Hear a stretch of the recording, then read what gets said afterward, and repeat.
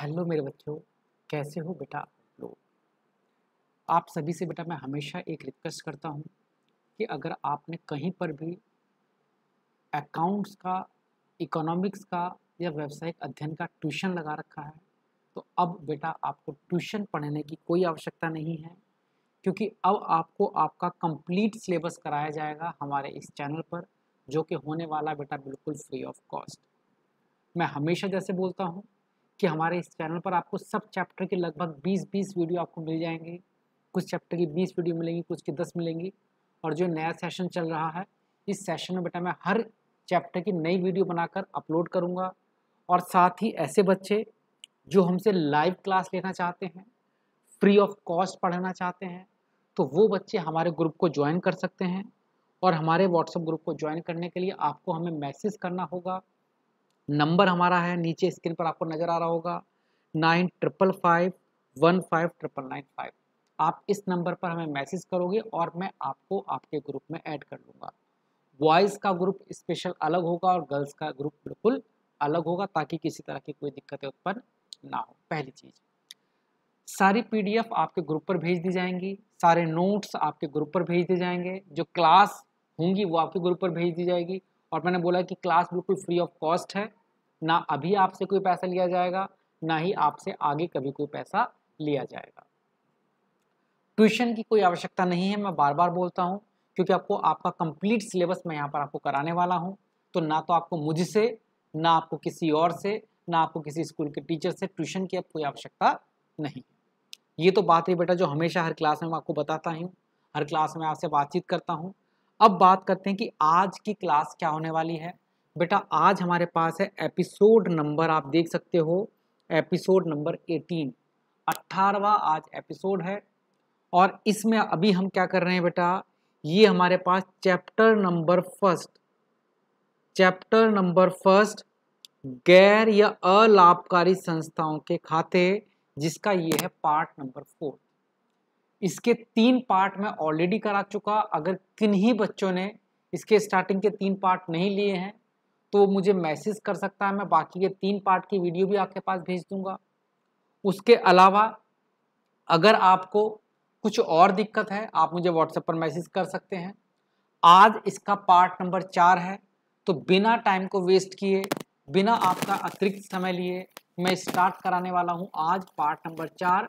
Chapter first है 12th class का, गैर लाभकारी संस्थाओं के खाते।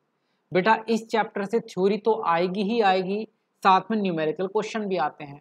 न्यूमेरिकल मतलब जो क्वेश्चन आपको सॉल्व करने होते हैं, तो वो क्वेश्चन भी कराऊंगा और थ्योरी भी कराऊंगा। तो एक क्लास में आपको थ्योरी करवाता हूं और एक क्लास में बेटा मैं आपको न्यूमेरिकल क्वेश्चन करवाता हूं।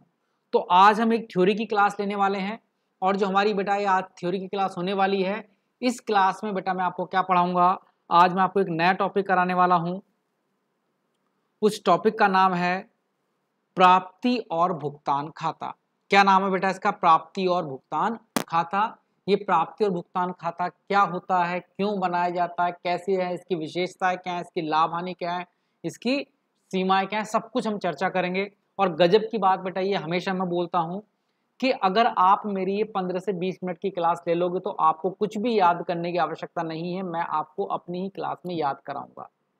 मैं सिर्फ पढ़ाता नहीं हूँ बेटा, पढ़ाने के साथ साथ मैं आपको याद भी करवाता हूँ, ये मेरी गारंटी है। लेकिन आपको 20 मिनट तक लगातार मेरे साथ जुड़े रहना होगा।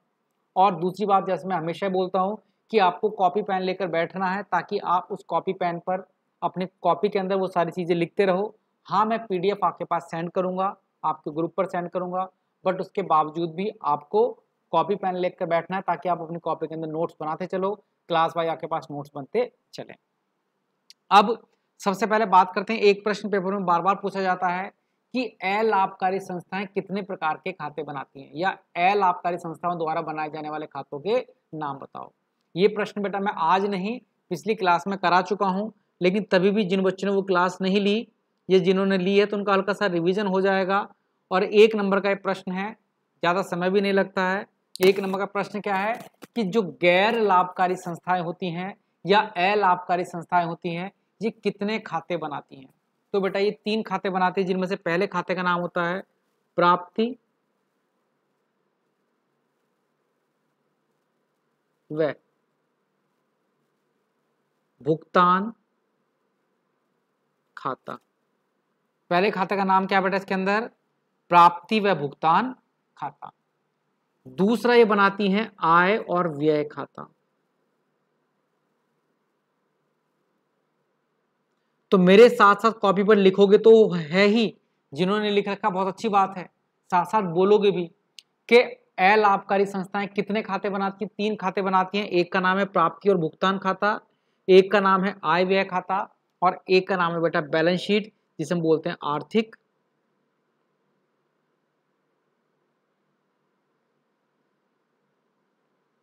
चिट्ठा।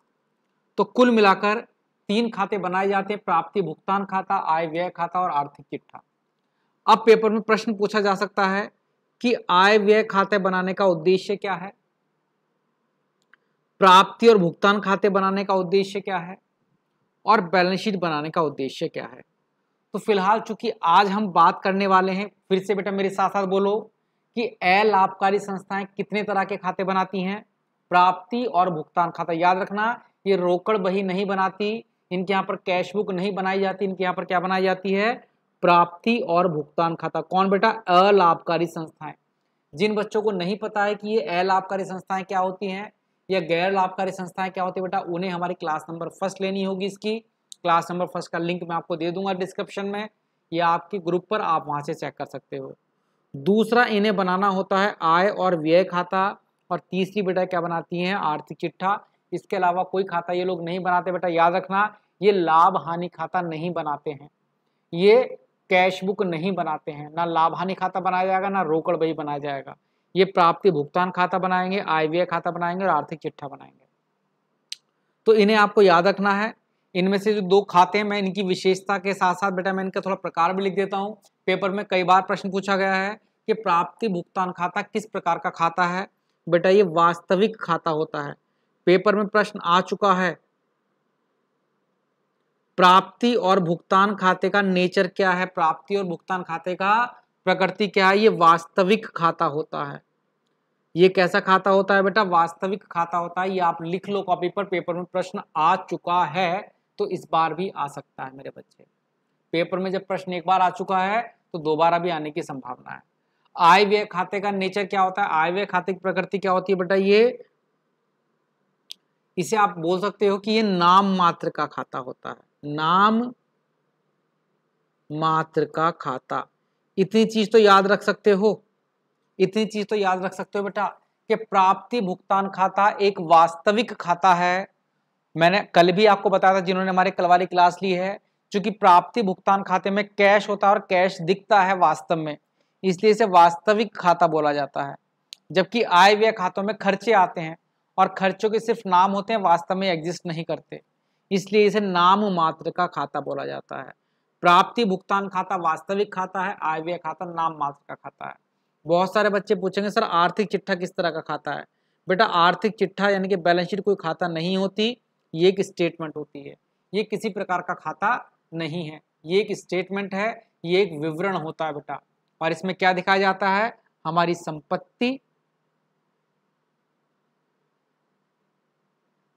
व हमारे दायित्व। ये संपत्ति और दायित्व का विवरण है, ना कि किसी प्रकार का कोई खाता है। चलिएगा, ये 3 बातें पता लगी। आर्थिक चिट्ठा कोई खाता नहीं होता, ये एक विवरण होता है, संपत्ति और दायित्व का विवरण होता है। आय व्यय खाता नाम मात्र का खाता होता है, प्राप्ति भुगतान खाता वास्तविक खाता होता है। चलो अच्छा ये बताओ, अगर आपने आज तक मेरी क्लास नहीं ली थी तो क्या आपको ये 3 बातें पता थी कि नहीं पता थी? अगर आपने आज पहली बार ये 3 बातें सीखी तो इसका मतलब ये समझ लो बेटा, आपने जो मेरी ये 5 मिनट की क्लास ले ली है, लगभग 9 मिनट 15 सेकंड की क्लास ली है, अब तक 9 मिनट 15 सेकंड में आपको 3 बातें सीख गए कि जो अलाभकारी संस्थाएं होती हैं वो 3 तरह के खाते बनाती हैं, प्राप्ति और भुगतान खाता, आय व्यय खाता और बैलेंस शीट। आय व्यय खाता एक नाम मात्र का खाता है, आपको पता लग गया। प्राप्ति भुगतान खाता एक वास्तविक खाता, आपको पता लग गया। और आर्थिक चिट्ठा कोई खाता नहीं होता, ये एक स्टेटमेंट होती है, यह एक विवरण होता है जो संपत्ति और दायित्व के बारे में आपको बताता है।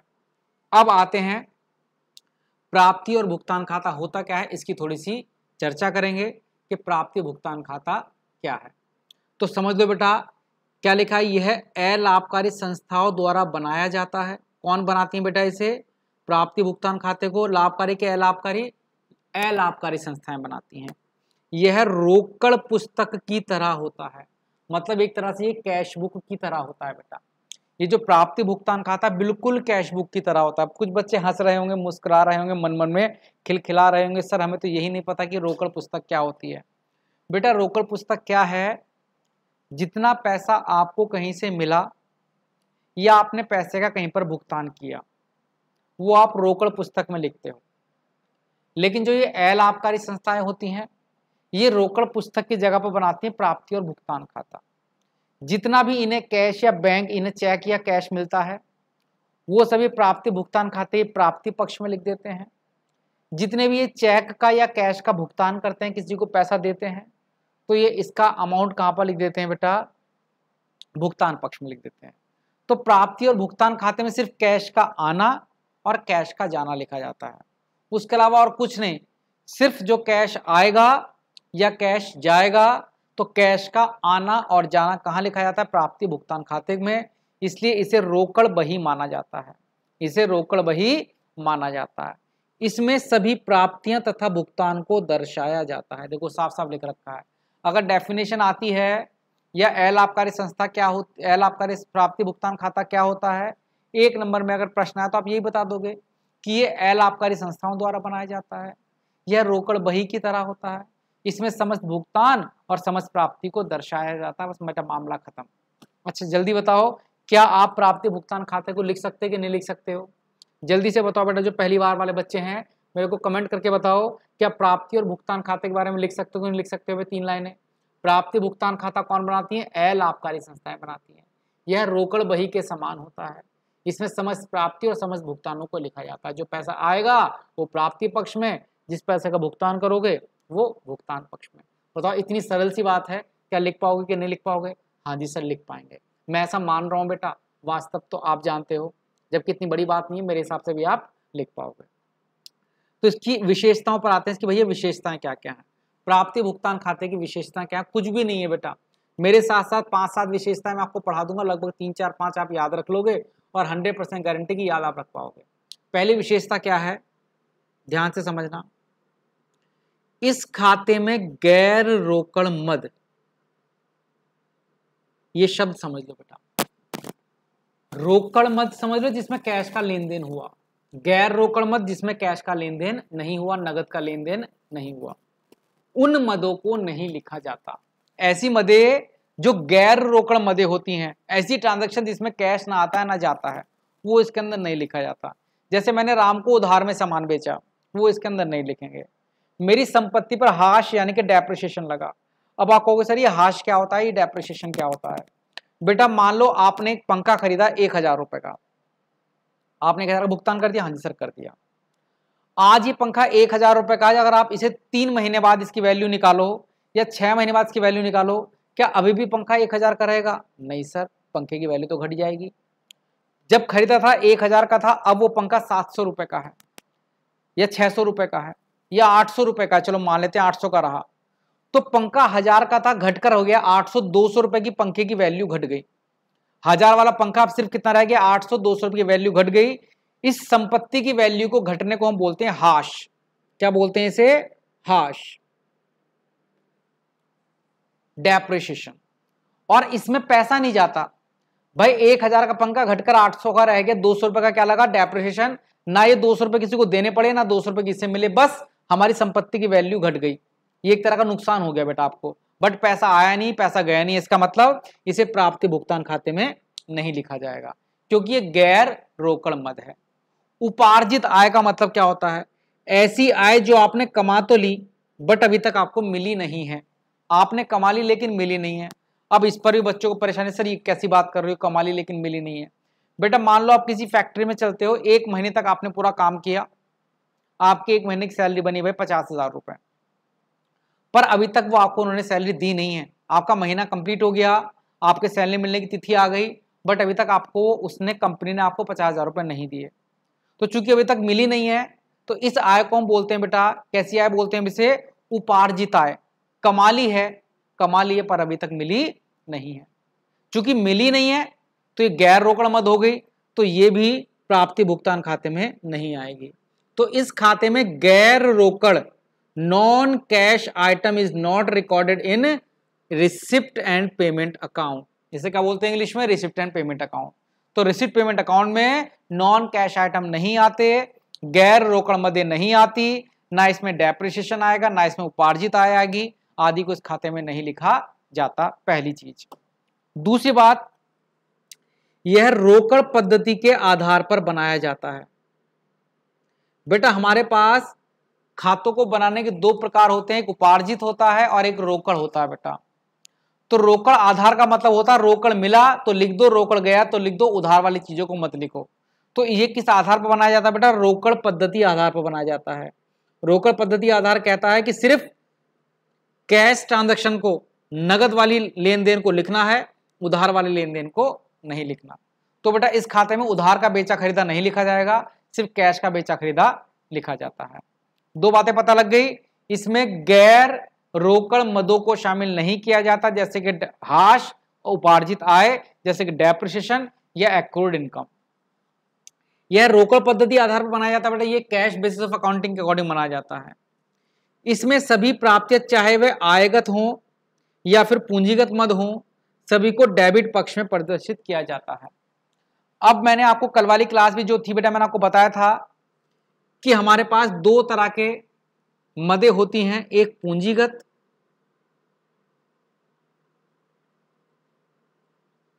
और एक आयगत। पूंजीगत मदे और आयगत मदे मैंने आपको कल बताया था कि मान लो बेटा मैंने 50,000 रुपए खर्च किए और इस 50,000 रुपए खर्च करने से यदि किसी संपत्ति की वैल्यू बढ़ गई तो उसे मैं बोलूंगा पूंजीगत मद है। जैसे मैंने 50,000 रुपए खर्च किया और मैंने कार खरीद ली, पूंजीगत मद थी। मैंने 50,000 रुपए खर्च किया और मशीन खरीद ली, पूंजीगत मद थी। मशीन आ गई ना बेटा, संपत्ति आ गई। मैंने 50,000 रुपए खर्च किया और भवन खरीद लिया, पूंजीगत मद है।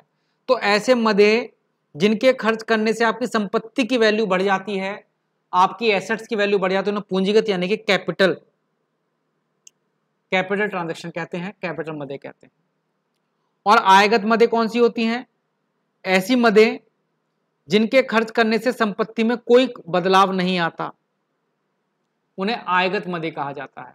जैसे मैंने 50,000 रुपए का किराया दिया, मकान नहीं खरीदा, सिर्फ किराया दिया।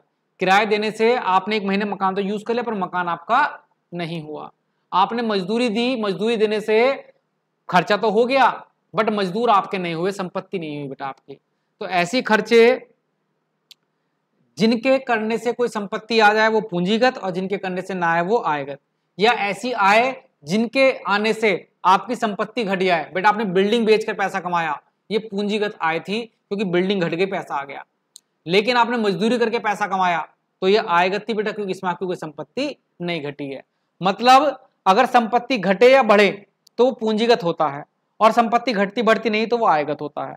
लेकिन इस खाते में याद रखना, इस खाते की विशेषता ये है कि इसमें सभी प्राप्तियां चाहे वो आयगत हो या वो पूंजीगत हो, दोनों ही प्राप्ति को दर्शाया जाता है। और कौन से पक्ष में दर्शाया जाता है बेटा? डेबिट पक्ष में। इसमें सभी प्रकार की प्राप्ति, आयगत या पूंजीगत प्राप्ति को डेबिट पक्ष में दर्शाया जाता है। इसी प्रकार जितने भी भुगतान होते हैं, चाहे वह आयगत हो या वह पूंजीगत हो, आयगत और पूंजीगत दोनों तरह के भुगतान क्रेडिट पक्ष में दर्शाए जाते हैं। तो याद रखना, भुगतान क्रेडिट पक्ष में दर्शाए जाएंगे और जो पैसे आएंगे वो डेबिट पक्ष में दर्शाए जाएंगे। उसके अलावा इस खाते की मुख्य विशेषता यह है कि इस खाते में डेबिट भाग में ओपनिंग बैलेंस, प्रारंभिक जो बैलेंस होता है वो, और क्रेडिट पक्ष में एंड में क्लोजिंग बैलेंस। यानी कि जब बनाते हैं, जब आप बेटा खाते को बनाओगे, मान लो ये खाता आपने बनाया, ये जानते हो बेटा, इसे हम बोलते हैं डेबिट पक्ष, इसे हम बोलते हैं क्रेडिट पक्ष। तो डेबिट पक्ष के प्रारंभ में हम क्या लिखते हैं बेटा? Opening balance. और एंड में क्या लिखते हैं बेटा? By closing balance. यानी कि अंत में कितना बैलेंस था और प्रारंभ में कितना बैलेंस था, वो दोनों चीजें लिखी जाती है बेटा किसमें? रिसिप्ट और पेमेंट अकाउंट के अंदर। यानी कि प्राप्ति और भुगतान खाते के अंदर। डेबिट में ओपनिंग बैलेंस, क्रेडिट में क्लोजिंग बैलेंस। और दूसरी बात बेटा इस खाते का हमेशा क्रेडिट बैलेंस बचता है, हमेशा बेटा डेबिट बैलेंस बचता है, मतलब इस खाते की हमेशा डेबिट साइड बड़ी होती है, क्रेडिट साइड कभी बड़ी नहीं होती, ये भी इसकी एक विशेषता है। उसके अलावा विशेषता ये भी है कि जो आपके पास ये प्राप्ति भुगतान खाता होता है, ये एक वास्तविक खाता है। इस खाते में चालू वर्ष में नगद लेन देन का लेखा किया जाता है।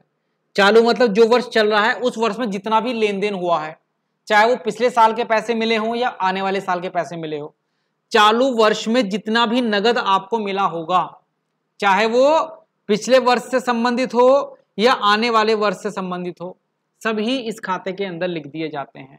तो यह खाता चालू वर्ष में नगद लेन देन को दर्शाता है, चाहे वे पिछले वर्ष से संबंधित हो या फिर वो आने वाले वर्ष से संबंधित हो। अब इसके कुछ सीमाएं भी हैं, इसके कुछ दोष भी हैं, ये आप लिख दोगे कि यह खाता आय व्यय की सही जानकारी नहीं देता। कहोगे सर क्यों नहीं देता? क्योंकि बेटा इसमें उधार आइटम नहीं लिखे जाते, इसमें इस साल के आइटम नहीं लिखे जाते, जो भी मिला बस वो लिखा जाएगा। यह उपार्जन आधार पर तैयार नहीं किया जाता, मैंने कहा था बेटा ये कैश आधार पर तैयार किया जाता, नगद आधार पर, और नगद आधार को सही आधार नहीं माना जाता बेटा। दूसरी सीमा, इससे आय व्यय के आधिक्य या व्यय पर आय का आधिक्य अथवा शुद्ध लाभ या हानि, कहने का मतलब ये हुआ इस खाते से बेटा आपको लाभ हानि का पता नहीं, सिंपल लाइन बोलूं तो ये खाता आपको लाभ हानि की सूचना नहीं देता। ये भी दिखाता कितना कैश आया कितना कैश गया, आपको लाभ कितना हुआ आपको हानि कितनी हुई ये खाता है नहीं बताता। इसमें समायोजन पर कोई ध्यान नहीं दिया जाता, मतलब कोई आइटम छूट गया है, कुछ देना बाकी है, कुछ लेना बाकी है, इस तरह के समायोजन इसके अंदर नहीं लिखे जाते। इसके आधार पर चिट्ठा नहीं बनाया जाता, इसके आधार पर तलपट भी नहीं बनाया जाता, इसमें पूंजीगत आयगत मदे को अलग अलग नहीं लिखते, एक साथ लिख देते हैं, मतलब कुछ इसकी सीमाएं हैं। खैर इंपॉर्टेंट तो ये नहीं है, फिलहाल आप इसकी फोटो क्लिक कर लेना, और अगर समझ में नहीं आती मैं आपको अगली क्लास में दोबारा से क्लास लेकर और समझा दूंगा, क्योंकि क्लास लगभग हमारे पास हो चुकी है 22 मिनट की, और मैं कोशिश करता हूँ कि 20 मिनट में हमारी क्लास को खत्म किया जाए, क्योंकि इससे ज़्यादा लगातार अगर आप वीडियो देखते भी हो आपकी आंखों में भी दर्द होता है और आप बोर भी हो जाते हो। तो मेरा मैक्सिमम उद्देश्य होता है कि 20 मिनट के अंदर आपकी क्लास को खत्म कर दिया जाए। तो आज की क्लास को चलिए यहीं पर ख़त्म करते हैं। ऐसे जितने भी बच्चे हैं जो हमारे ग्रुप से जुड़ना चाहते हैं, मैंने बोला कि वो हमें मैसेज करके हमारे ग्रुप से जुड़ सकते हैं।